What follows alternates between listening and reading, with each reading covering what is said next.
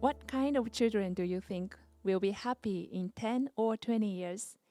And what kind of experiential learning curriculum is desirable to raise such children?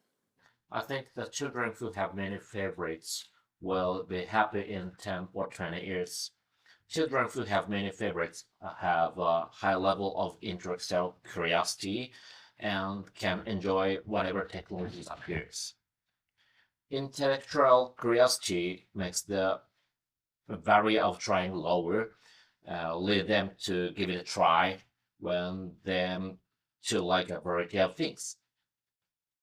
I want children to encounter what they like by experiential learning, and I want them to like all things they encounter. Under working circumstance in which our future is difficult to figure out. Mastering only one thing is a risk for children. For example, AI may replace jobs and change the political systems, may make us support nothing in the future. Maybe. Forecasts may become meaningless, maybe. Then we better raise children's mindset to enjoy the future by giving them many opportunities to try many things, activities. So I want to say, no try, no favorites. Just try. That's what I want to say. Some trials may not fit in the specific child, your son or daughters, but we don't need to be worried about that. Parents don't have to think about too much things about that. Don't be disappointed. They can try something else immediately, which may hit the children's better. In entrepreneurship education, for example, the goal is not just to try to start a business. It's good for children to have many options of starting a business. Teachers should support children's interest by providing many experiences during the primary and secondary school, so that they will have dreams, hopes, what they want to try uh, when they meet the society. We would like to provide such an education. But studying is generally not fun and difficult for children. So the lesson should be difficult but fun, like my entertainment. Yeah, I really like this kind of thinking, and it's if you don't try, you don't ever never know what's gonna happen, and, Exactly. yeah, and I think we much encourage young people to try, and I think that's one of the most important things. If you miss many chances and without trying, and then that's important, and then we much encourage young people to try more, and Okay, in your country, education is like that kind of system. yeah. Oh, you have that system in your country's education. Well, of course, we have a national curriculum, but how we teach, it's more like encourage young people to think by their own brains, and there's not just one answer. And if you try, then you might have you start thinking, could this be done some other way? So Mm. I really like this kind of thinking. I'm very happy to hear Yeah, that. yeah.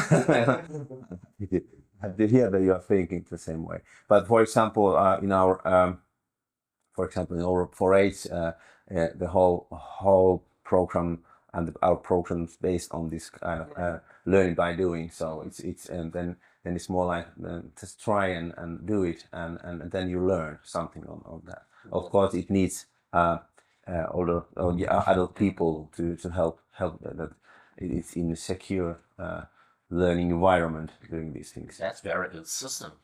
That's Yeah. awesome. Yeah.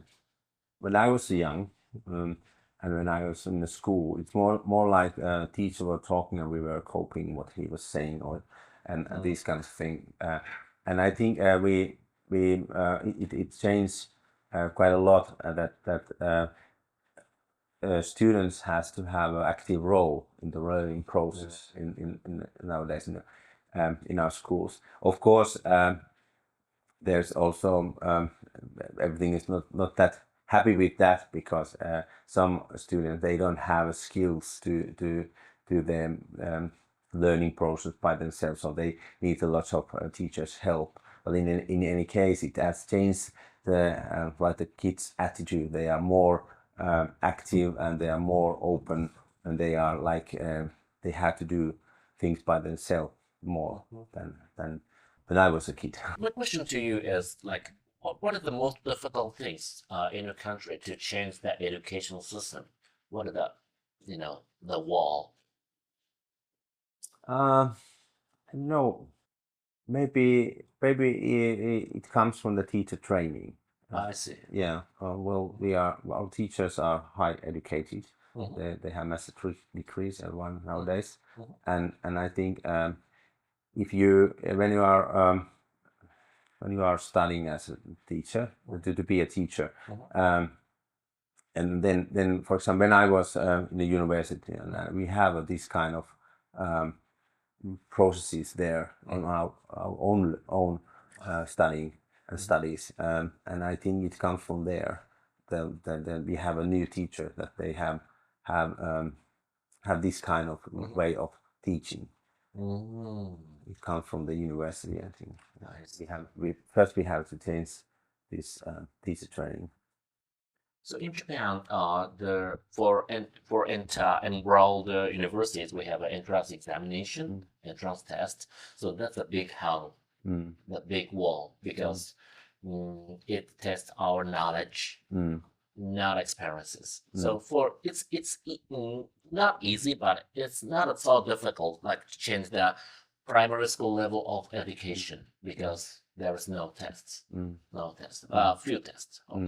But high school level, the students studies for passing the entrance exams. So that's big differences between the younger level and the middle school level. So that's a big problem in Japan. That's what I think.